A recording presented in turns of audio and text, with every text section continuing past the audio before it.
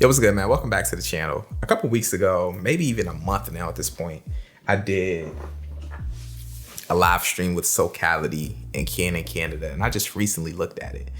And it was good. I was actually dropping a lot of gems, and it made me realize that the majority of my audience probably didn't even see this live stream workshop because either you don't follow me on Instagram or you just weren't in tune when I was doing my promotions for this. Throughout that, I talked a lot about music video production on all levels and all fronts. But the thing that really stood out to me that I feel is the essence of creating a really good stylized look is lighting. I always talk about lighting. I'm fascinated with lighting.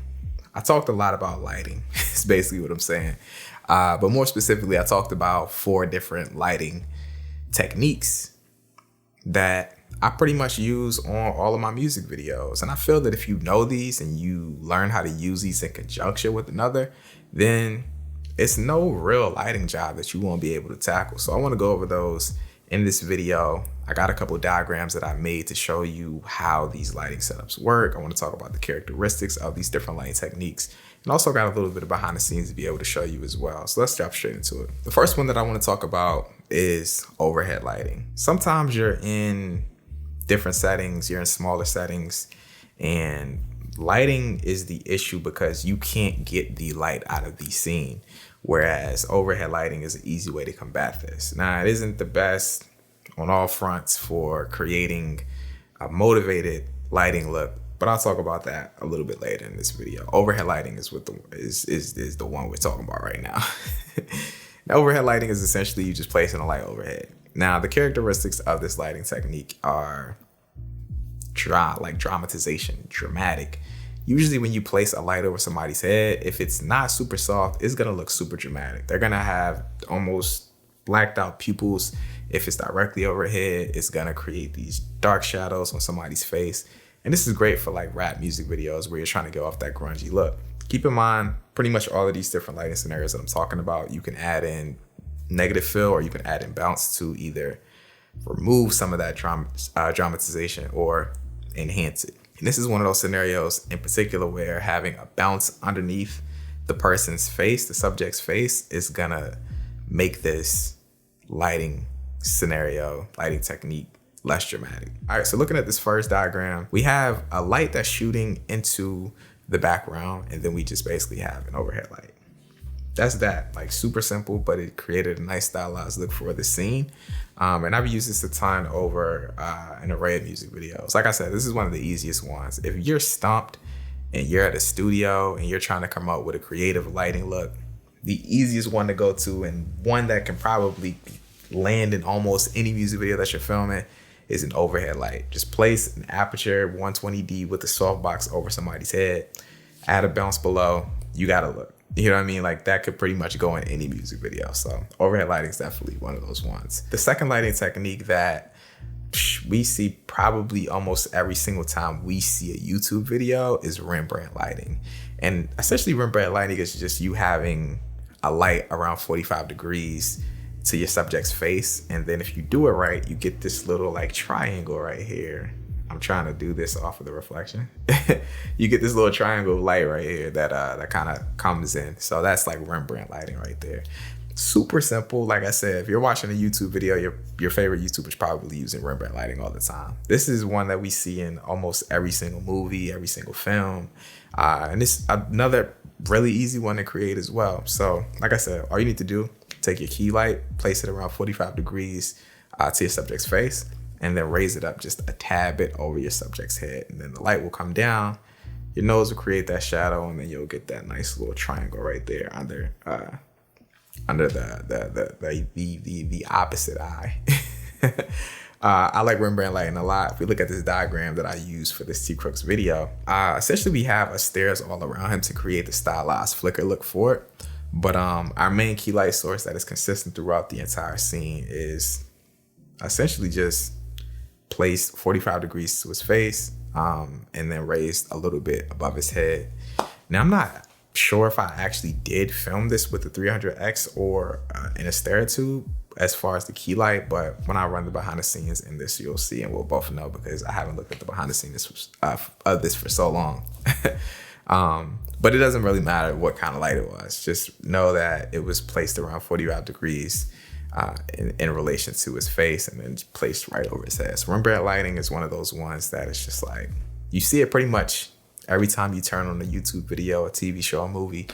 It's always there. Throughout this video, you may have noticed the really cool animated titles that I've been using. And I got these from Storyblocks. Storyblocks is an online platform with tons of stock assets, high quality stock footage, After Effects and Apple motion templates, as well as motion backgrounds. I really like Storyblocks because of the unlimited plan. You can download an unlimited amount of these assets and use them however you like in any of your projects because they're royalty free when you sign up for an unlimited plan. Unlimited downloads, unlimited uses. It's just incredible and you can't beat it. Storyblocks is also pushing the initiative to add diversity into the stock asset market by adding all sexes, races, and genders in their stock asset library. And as a Black creator, I absolutely love that. It's down in the description. If you guys want to check out Storyblocks, I highly recommend it. There's going to be a link.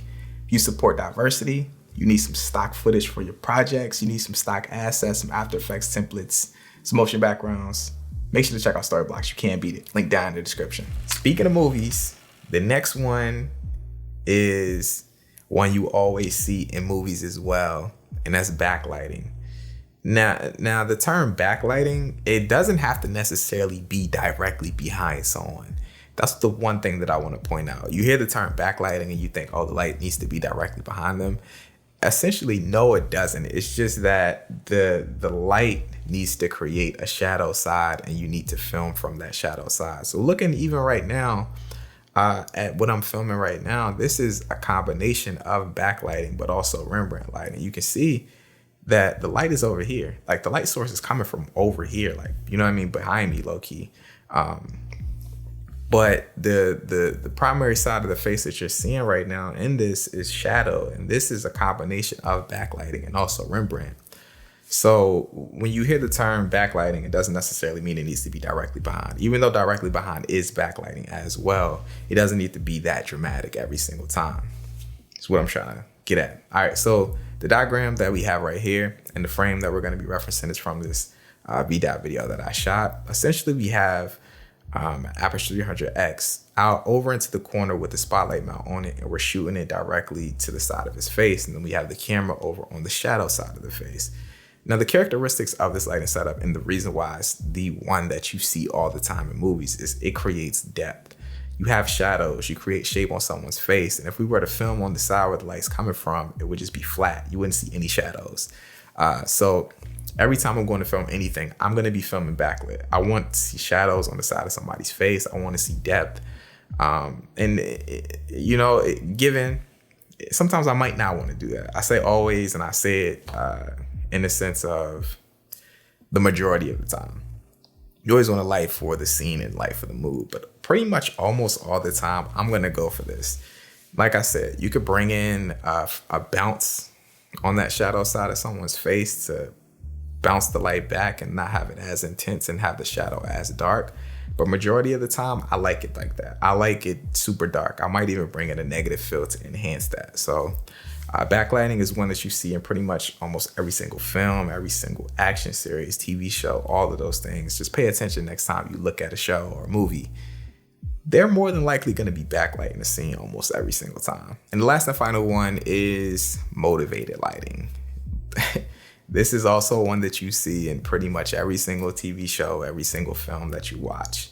Motivated lighting is you leaving a light source in a scene and then replicating the look of that light source with an artificial light. So in this diagram that we're looking at from this little short piece that I made with my son, you can clearly see these light sources in the background of the shot. You see the two windows. And then what I'm doing is I'm enhancing that light that you see coming from those windows. So the window isn't even actually lighting me. It's just there and it looks like it's lighting me, but I have an artificial light right above me in both of these scenes to give that look like the windows lighting me. With all of these different lighting setups, if you use these in conjunction with each other, you will be a lighting master. The two ones that you just have to like really use and master all the time is one, motivated lighting. Motivated lighting makes it believable. That's why when we look at films, we feel like, oh my God, how is this lit? Or how is this candle lighting his face? How is this little bit of light coming from this candle lighting his face?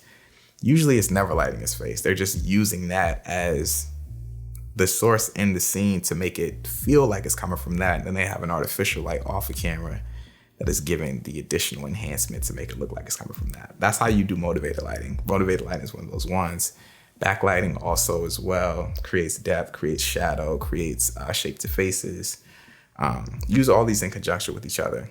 You can't lose. You can't lose when it comes to lighting, man. So do me a favor, man. Head down to the comment section and let me know what's one of the lighting techniques that you guys would recommend that other people check out, because man, lighting is the biggest thing for me. Like, that's one of the things when I first started. If I had worked on my lighting more, I would have been so much further into my career in terms of creating nice looking images. Lighting is really where it's at, and also lenses. So yeah, drop a comment down below. Drop this a like if you enjoyed it. If you're newer to the channel, consider hitting that subscribe button. But with that being said, I'm out, y'all. Peace.